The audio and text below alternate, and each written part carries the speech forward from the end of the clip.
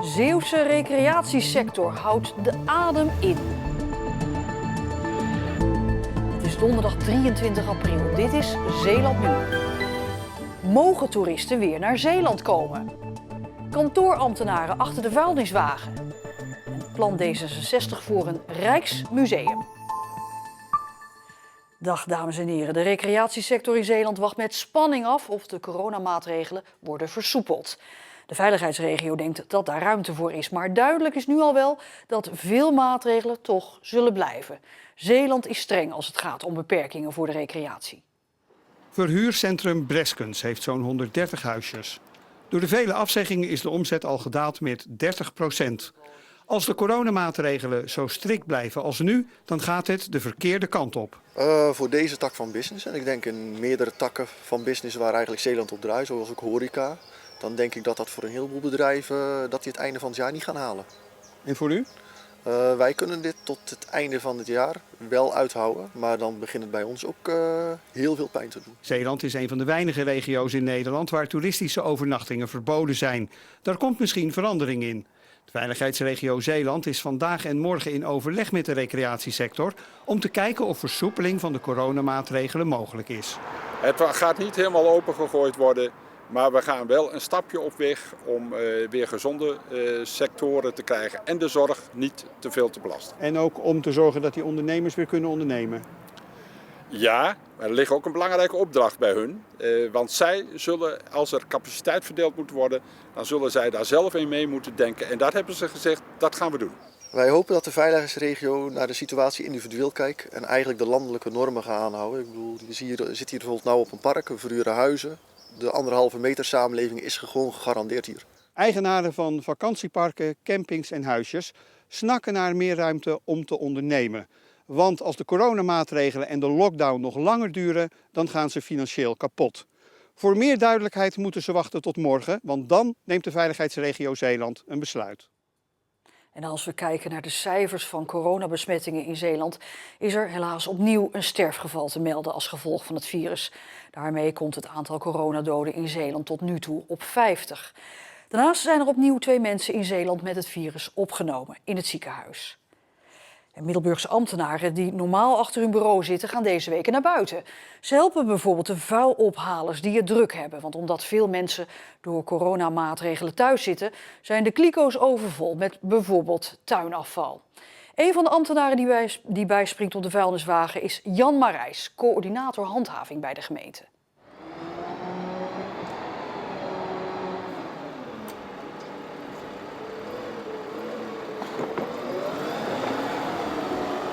Dat is wel eens even wat anders, hè, dit? Dat is heel anders. Dit is echt werken, of niet?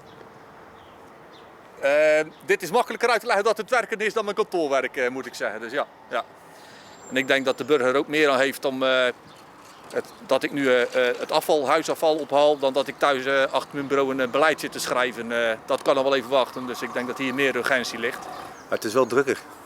Het is, de bakken zitten voller, vooral het groen. Want, alle tuintjes leggen er picobello bij. Marcel Kanner is al 7 jaar chauffeur op de vuilniswagen. Hij is blij met zijn invalkracht. Het valt niet tegen, moet ik zeggen. Hij doet goed zijn best.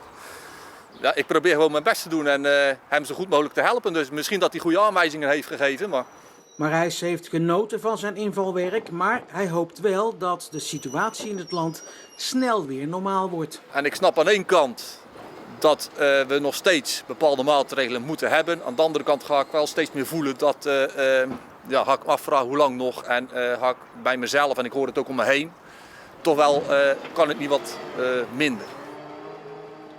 En bij mij in de studio aangeschoven Floris-Jan Sietsema. Floris-Jan, er is meer coronanieuws. Hè? Zeker, want festivals, concerten, evenementen gaan allemaal niet door. Dus we hebben eigenlijk allemaal hartstikke veel tijd over. En dan kan je bijvoorbeeld een boek gaan lezen. Normaal gesproken van de bibliotheek, maar dat gaat nou net niet, want die zijn allemaal dicht. Want ja, het is natuurlijk niet zo corona-proof om een boek te lezen waarin iemand anders heeft kunnen zitten niezen. Dus de Zeeuwse bibliotheken hebben daar wat op bedacht. Je kan een formulier op de website invullen. Dat stuur je op, dat komt bij ons terecht. Daar gaan we mee aan de slag. Wij gaan in ieder geval minimaal 3 boeken uitzoeken voor je. Die doen wij in een tas. Die zetten we ook al op je pas. En dan krijg je van ons een mailtje op welke dag en welk tijdstip je het boek of de tas eigenlijk dan kan ophalen.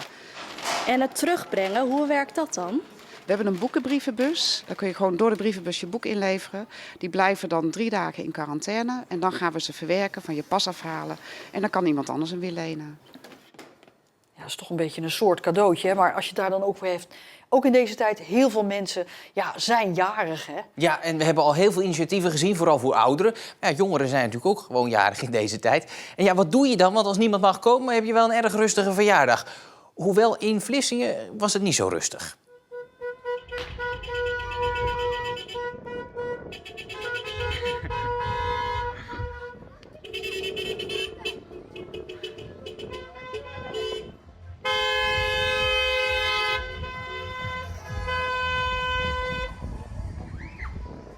Leuke verjaardag, toch nog. Maar hoe doen al die ouderen het? Ja, die moeten toch echt binnen blijven. En die missen ook al heel lang natuurlijk al hun bezoek van kinderen en kleinkinderen. Niemand mag meer langskomen. Daarom heeft SVRZ in Middelburg bedacht dat dan de ouderen maar eens even de groeten gingen doen vanaf hun balkon aan hun familie. Ik wil de groetjes overbrengen aan mevrouw Geesje, haar dochter Geesje uit Goes. Nou, dan doe ik de groeten aan Rinus. En mij gaat alles goed.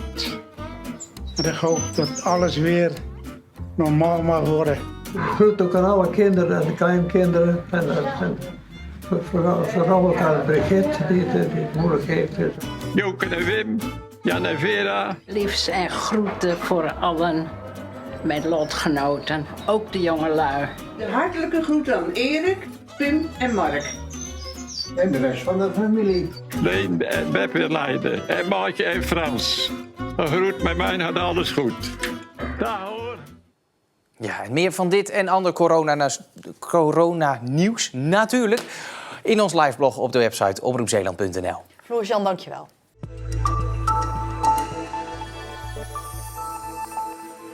Twee grote branden de afgelopen 24 uur in Zeeuws-Vlaanderen. Als eerste ging een garage aan het Stationsplein in Hulst gisteravond in vlammen op. Vanwege de grote rookontwikkeling ging een NL-alert uit en moesten omwonenden een paar uur hun woning verlaten.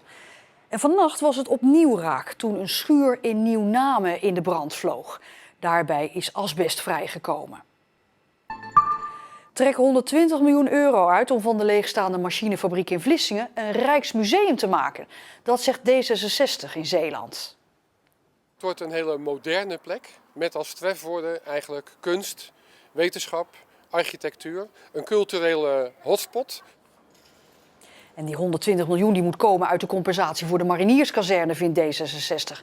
Die voor de machinefabriek geïnspireerd is geraakt door het Louvre in Parijs. Het Louvre heeft bijvoorbeeld een dependance in het noorden van Frankrijk, waarmee een best wel lelijk suf provinciestadje uit de slop is getrokken. Nou, Vlissingen is niet lelijk en niet suf, maar te weinig mensen weten dat.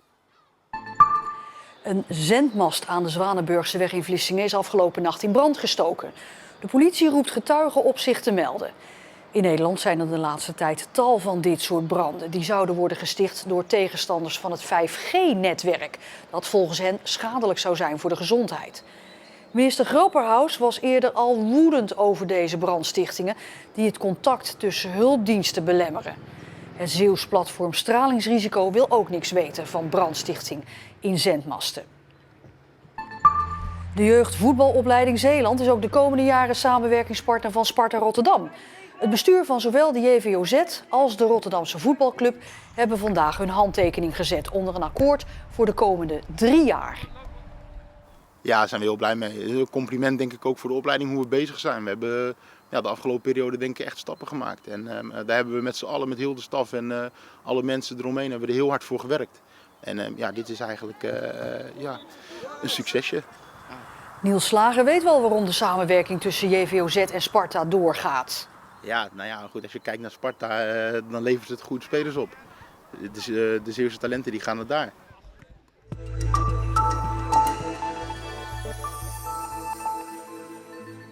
Vanwege het mooie weer halen veel sportvissers hun hengels weer van zolder. De meeste sportvissers maken nog steeds gebruik van vislood. Maar volgens de Zeeuwse stichting Gezond Water moet daar zo snel mogelijk verandering in komen. Omdat lood niet alleen giftig is voor het watersysteem, maar ook voor de mensen die het maken of die het gebruiken. En juist bij de gebruiker, oftewel de sportvisser, ligt volgens Lobé het probleem.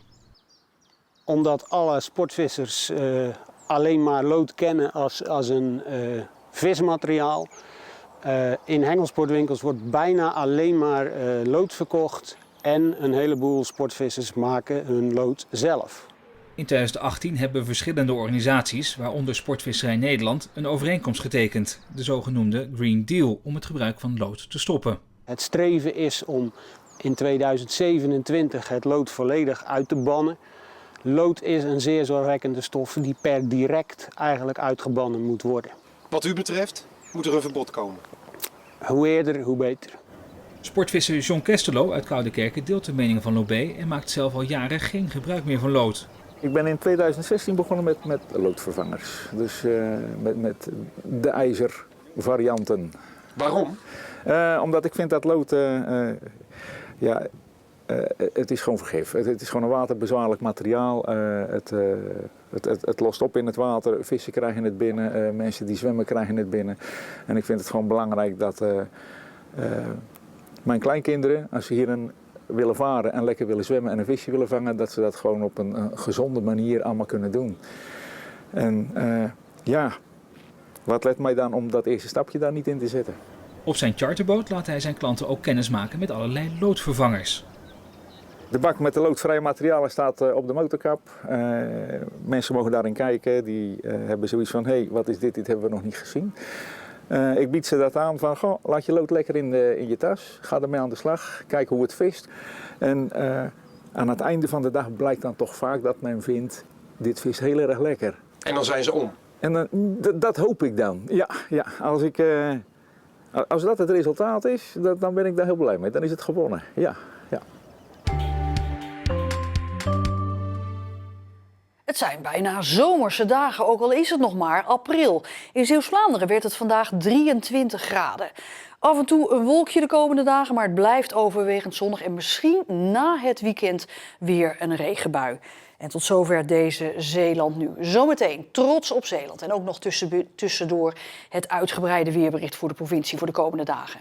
Heel graag tot morgen en nog een fijne avond.